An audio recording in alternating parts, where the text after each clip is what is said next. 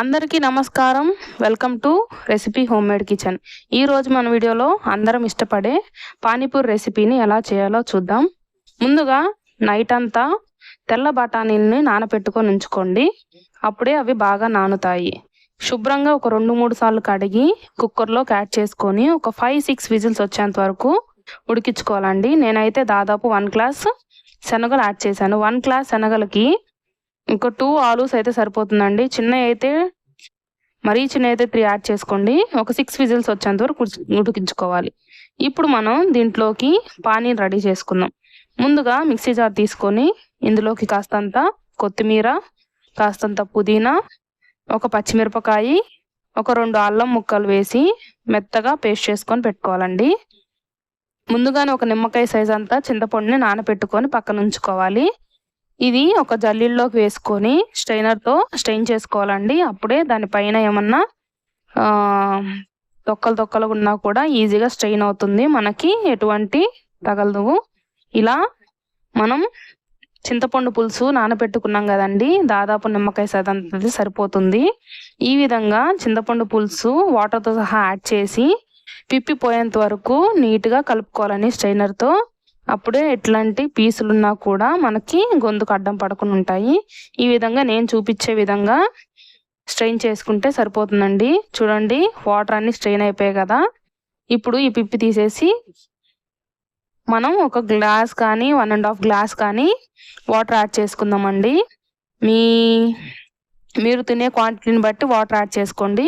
ఇప్పుడు ఇందులోకి అరచెక్క నిమ్మరసం వేయటం వల్ల పులుపు వస్తుందండి. దాంట్లోకి కాస్తంత ఉప్పు, రుచికి సరిపడా కారం, మరి ఎక్కువ వేసుకోమాకండి, ఎందుకంటే మనం పచ్చిమిర్చి అల్లం వేసాం కాబట్టి ఘాటుగా ఉంటుంది. కాస్తంత అంటే ఒక 1/2 టేబుల్ స్పూన్ అయితే కరెక్ట్ సరిపోతుందండి. ఒక 1/2 టేబుల్ స్పూన్ కారం, మరియు ధనియాల పొడి, ఒక 1/2 టేబుల్ స్పూన్ ధనియాల పొడి, ఒక 1/2 టేబుల్ స్పూన్ జీలకర్ర పొడి.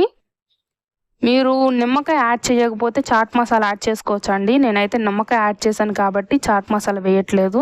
మీరు నిమ్మకాయ స్కిప్ చేసినప్పుడు చాట్ మసాలా వేసుకుంటే చాలా టేస్టీగా ఉంటుందండి. ఇలా కారం అన్నీ కలిసేటట్లు ఒకసారి కలుపుకొని సాల్ట్ చూసుకొని పక్కన పెట్టుకుంటే సరిపోతుందండి. ఇప్పుడు మన కుక్కర్ విజిల్స్ కూడా ఉడికే కదండి, మన పప్పు బాగా ఉడికిందో లేదో చూద్దాం. ఒక 6 విజిల్స్ అయితే పప్పు అనేది బాగా ఉడికిపోతుందండి. ఇప్పుడు ఆలూసు పొట్టు తీసుకొని స్మాష్ చేసుకుందామండి. ఒక స్మాషర్తో కానీ లేదా మిక్సీ జార్లో వేసుకొని ఒక పల్స్ ఇస్తే సరిపోతుందండి. నేనైతే స్మాష్ చేస్తున్నాను. స్మాష్ చేసుకొని పక్కన పెట్టుకుందాం. ఇప్పుడు మనం తీసుకున్న పప్పుని పోపు పెట్టుకుందామండి. ఎక్కువ ఆయిల్ యాడ్ చేయకుండా ఒక 2 టేబుల్ స్పూన్ ఆయిల్ అండి, ఎక్కువ కూడా అవసరం లేదు వీటికి. ఒక 2 టేబుల్ స్పూన్ ఆయిల్ యాడ్ చేసుకుందామండి కడాయిలో. ఇందులోనే ఒక పెద్ద సైజు ఆనియన్ ముక్కని యాడ్ చేసుకుందాము. చూడండి, చిన్న చిన్న ముక్కలుగా కట్ చేసుకొని పెద్ద సైజు ఆనియన్ అండి ఇలా ఫ్రై చేసుకుందాము. అంటే మరీ గోల్డెన్ బ్రౌన్ కలర్ వచ్చేంత వరకు ఫ్రై చేయాల్సిన అవసరం లేదండి. లైట్గా కొంచెం పచ్చివాసన పోయేంత వరకు ఫ్రై చేసుకుంటే సరిపోతుంది. అక్కడక్కడ చాట్లో ఆనియన్స్ తగులుతుంటే చాలా టేస్టీగా ఉంటుందండి. మీరు పానీ లేకపోయినా పూరీ లేకపోయినా ఉట్టి చాటే తినేసేయచ్చండి, అంత టేస్టీగా ఉంటుంది నేను చెప్పే విధంగా చేస్తే. చూడండి, ఈ విధంగా ఫ్రై అయిన తర్వాత దీంట్లోకి పండు టమాటా అండి చిన్న చిన్న ముక్కలు కట్ చేసి యాడ్ చేసుకుందాము. చూడండి, పండు టమాటాను, ఒక పెద్ద సైజ్ టమాటాను చిన్న చిన్న ముక్కలుగా కట్ చేసి యాడ్ చేసుకుందామండి. టమాటా మాత్రం సాఫ్ట్ అయ్యేంత వరకు ఉడికించుకోవాలండి. అప్పుడే మన కర్రీ అనేది చాలా టేస్టీగా వస్తుంది, అంటే మన బఠానీ చాట్ అనేది చాలా టేస్టీగా వస్తుంది. ఇప్పుడు ఇందులోకి రుచికి సరిపడా సాల్ట్ యాడ్ చేస్తున్నామండి. సాల్ట్ అనేది చూసుకొని యాడ్ చేసుకోండి, ఎందుకంటే మనం వాటర్లో కూడా యాడ్ చేసాం కదండి, అంటే మన పానీలో కూడా యాడ్ చేసాం కాబట్టి సాల్ట్ అనేది చూసి యాడ్ చేసుకోండి. ఇప్పుడు ఇందులోకి కాస్తంత పసుపు, రుచికి సరిపడా కారం, ఒక 1 టేబుల్ స్పూన్ కారం, ఒక 1/2 టేబుల్ స్పూన్ ధనియాల పొడి వేయించి మిక్సీ జార్లో వేసుకుంటే మెత్తగా వస్తుందండి ధనియాల పొడి అనేది.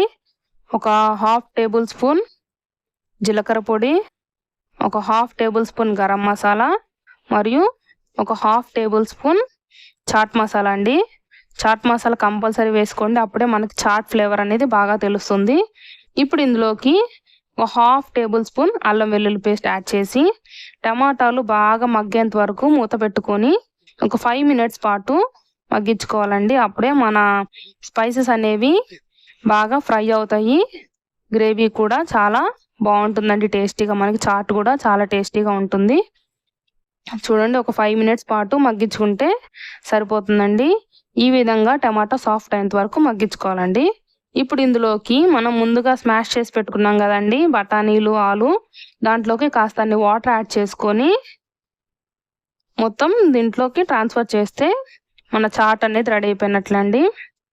ఒకసారి గరిటెతో తిప్పుకొని మన కారం, స్పైసెస్ అన్నీ సరిపోయినాయో, సాల్ట్ సరిపోయిందో చూసుకొని యాడ్ చేసుకుంటే సరిపోతుందండి. మీకు ఇట్లా సరిపోతుందని అనుకుంటే పర్లేదు, లేదు కాస్తంత వాటర్ వేసుకొని మాకు కొంచెం థిక్గా కావాలనుకుంటే వాటర్ వేసుకొని బాగా మరిగించుకుంటే సరిపోతుందండి. వాటర్ వేసుకొని బాగా మరిగితేనే చాట్ టేస్ట్ అనేది మనకు తెలుస్తుందండి.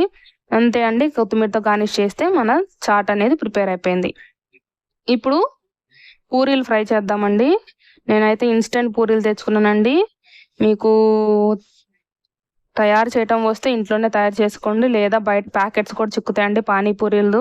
ఫ్రై చేసినవి చిక్కుతాయి, అవి కూడా తెచ్చుకోవచ్చు. నేనైతే ఇంట్లోనే ఆయిల్లో ఫ్రై చేస్తున్నానండి. ఇన్స్టెంట్ పానీలు అని 10 రూపీస్ అయితే 30 దాకా వస్తాయండి. ఇలా బాగా ఆయిల్ బాగా హీట్ అయిన తర్వాత పానీపూరి వేసి 2 సైడ్స్ ఫ్రై చేసుకోవాలండి, లేకపోతే లోపల పచ్చి పచ్చిగా ఉంటుంది. ఫ్రై చేసి వెంటనే తినకూడదండి. ఒక 5 మినిట్స్ పాటు పక్కన ఉంచామంటే క్రిస్పీనెస్ అనేది వాటికి యాడ్ అవుతుంది.